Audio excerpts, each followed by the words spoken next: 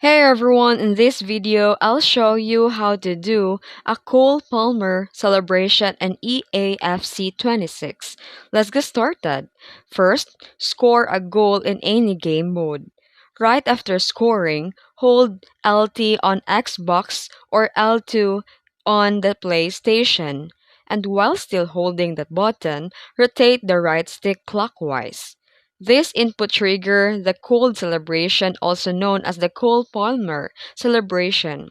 An important requirement is your player's agility must be below 75. If the agility is above 75, EAFC 26 will trigger a different celebration instead. To check agility, go to Team Management, highlight your player, and open the player attributes.